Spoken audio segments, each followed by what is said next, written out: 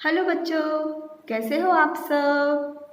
मैं आज आपके सामने जो एक कहानी लेकर आई हूँ वो है स्लीपिंग ब्यूटी की कहानी। आपने नाम सुना है कभी? स्लीपिंग ब्यूटी, सोती हुई सुंदर सी राजकुमारी की कहानी सुनना चाहेंगे? एक बार क्या होता है कि एक राज्य होता है और उसमें होते हैं वहाँ के राजा और रानी। राजा और रानी बहुत अच्छे रहते हैं। वो अपने प्रजा का बहुत ख्याल रखते हैं। वो हमेशा ये कोशिश करते हैं कि उनके राज्य के लोगों को कुछ भी परेशानी ना हो। उनके राज्य के जो लोग भी रहते हैं वो भी अपने राजा और रानी से बहुत खुश रहते हैं। सब कुछ अच्छा चल रहा होता है, लेकिन राजा और रानी एक बात से बड़े दुखी रहते हैं। वो क्या बात थी? वो बात ये थी कि राजा और रानी के कोई भी बेबी नहीं था, कोई संतान नहीं थी। तो इस बात से राजा और रानी बहुत दुखी होते हैं। एक बार क्या होता है, जब रानी शाम के समय अपने बगीचे में घूम रही होती है, तभी राजा रानी के पास आते हैं और वो कहते हैं कि मुझे ऐसा लगता है कि आज हमारे साथ कुछ अच्छा होने वाला है और लगता है कि हमारी सारी चिंताएं हमारे बच्चे के लिए जो हैं वो सब खत्म होने वाली हैं। रानी यह बात सुनकर कहती है कि काश ऐसा हो। वो दोनों आपस में बैठकर बातें करते रहते हैं, तभी कहीं से एक मेंढक आ जाता है। मेंढक रानी के पास आके कहता है कि रानी जी और राजा जी, आपको भगवान की कृपा से एक बहुत ही सुंदर बेटी होने वाली है। राजा और रानी यह सुनकर बहुत खुश हो जाते हैं। और जैसा कि मेंढक ने बताया था, कुछ समय के बाद रानी को एक बहुत प्यारी सी बेटी होती है। बहुत सुंदर, एकदम रुई की तरह नाजुक, बहुत ही प्यारी, एकदम गोरी और सुंदर। जब वो बिटिया होती है, छोटी सी बेबी, तो राजा और रानी बड़े खुश हो जाते हैं। और तो और जो उनकी प्रजा होती है, प्रजा के लोग भी बहुत खुश होते हैं। सब जगह हंसी, गाना और खुशियाँ फैल जाती हैं। जब वो लोग एक फंक्शन करते हैं, एक उसकी सेरेमनी करते हैं गुड़िया की और बिटिया की, तो उसमें सब लोगों को बुलाते हैं। लेकिन उनके राज्य में दो परियां भी थी, एक काली परी और एक सफ़ेद परी। काली परी बहुत बुरी थी, वो सबका बुरा चाहती थी। सफ़ेद परी अच्छी थी, वो सबकी भलाई चाहती थी और सबको बताती थी कि हमको कैसे हमेशा दूसरों के साथ अच्छे से पेश आना चाहिए। अब उस फंक्शन में राजा और रानी गलती से काली परी को बुलाना भूल जाते हैं। जब काली परी को ये पता चलता है कि राजा रानी के यहाँ पे एक छोटी सी बेबी आई है और उसके फंक्शन में उन्होंने उसे नहीं बुलाया है, तो काली परी को बहुत गुस्सा आ जाता है।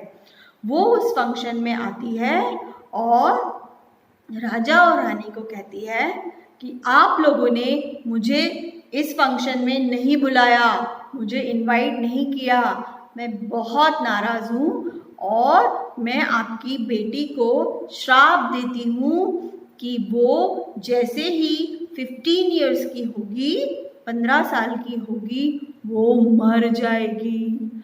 राजा और रानी तो बहुत डर जाते हैं। इतनी मन्नतों के बाद उनके यहाँ पे संतान हुई थी, उनके यहाँ पे बेटी हुई थी और काली परी ऐसा बोल रही है। वो लोग बहुत ज़्यादा रोने लगते हैं। वो काली परी को बहुत सॉरी बोलते हैं, बहुत सॉरी बोलते हैं, लेकिन काली परी कुछ भी नहीं सुनती और गुस्से में चली जाती है। अब रोते रोते राजा और रानी किसके पास जाते हैं? सफ़ेद परी के पास। राजा और रानी कहते हैं, सफ़ेद परी प्लीज़, काली परी ने हमारी बेटी को, हमारी छोटी सी बेटी को एक श्राप दे दिया है, प्लीज़ आप कुछ कीजिए।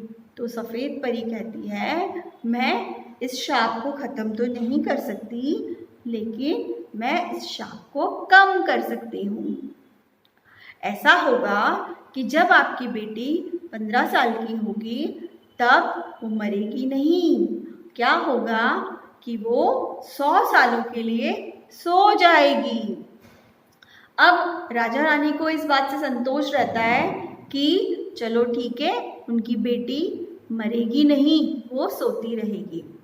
धीरे धीरे धीरे दिन निकलते जाते हैं और जब उनकी बेटी का 15वां जन्मदिन आता है, 15th बर्थडे आता है, उसके कुछ दिन पहले राजा और रानी को किसी काम से बाहर जाना होता है, तो वो लोग चले जाते हैं और महल में जो उनकी बेटी होती है वो एक दासी के साथ रहती है। जिस दिन उसका 15th बर्थडे होता है उस दिन वो राजकुमारी जो राजा रानी की बेटी होती है वो गार्डन में खेलने जाती है। वो खेलते खेलते अचानक उसको एक छोटी सी कील गार्डन में चुभ जाती है और उस कील के चुभते ही वो उनकी बेटी वो सो जाती है। जब दूसरे लोग आकर देखते हैं कि राजा रानी की बेटी यानी कि राजकुमारी यहाँ पर पड़ी हुई है और वो सो रही है, तो वो उसको उठाकर महल में ले आते हैं और जैसे ही वो उसको बेड पर लिटाते हैं, धीरे धीरे धीरे करके महल में जितने लोग होते हैं सब सो जाते हैं। राजा रानी भी जहाँ पर गए हुए होते हैं वहाँ पर वो लोग भी सो जाते हैं। ये इस बात को बहुत साल बीत जाते हैं।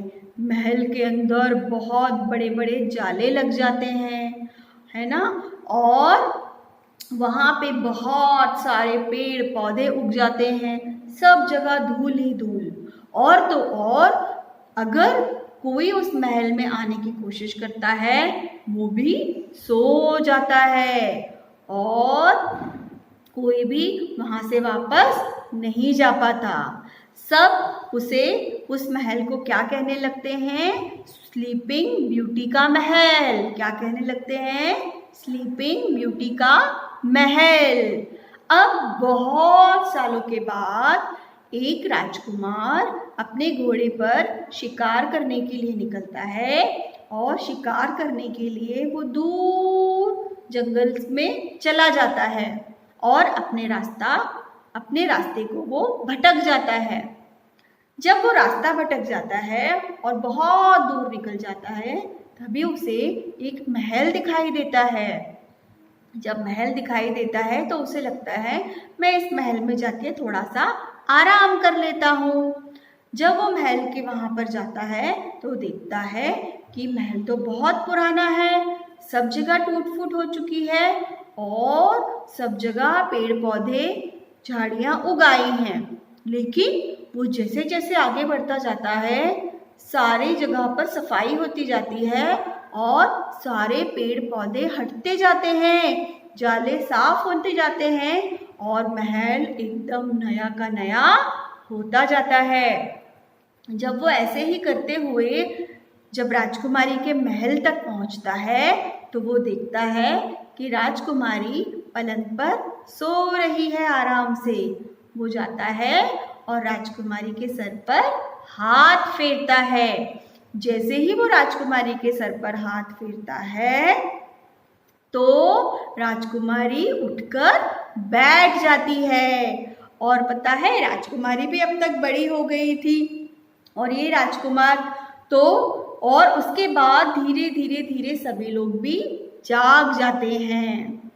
पूछने पर राजकुमार कहता है कि मुझे काली परी ने कहा था कि जो राजकुमारी है उसका कोई दोष नहीं है, वो बहुत प्यारी बच्ची है, तो वो सोती रहेगी और जब राजकुमार तुम एक दिन जाओगे और उसके सर पर हाथ फेरोगे तो वो जाग जाएगी और उसके बाद आप दोनों की शादी हो जाएगी। तो ऐसा ही हुआ और राजकुमारी की शादी राजकुमार से हो गई और वो दोनों खुशी खुशी रहने लगे। इस कहानी से हमें ये शिक्षा मिलती है कि अगर हम किसी का बुरा नहीं चाहते तो हमारा भी कभी बुरा नहीं होता। कैसी लगी आपको कहानी स्लीपिंग ब्यूटी? मुझे बताइएगा। Okay, thank you so much.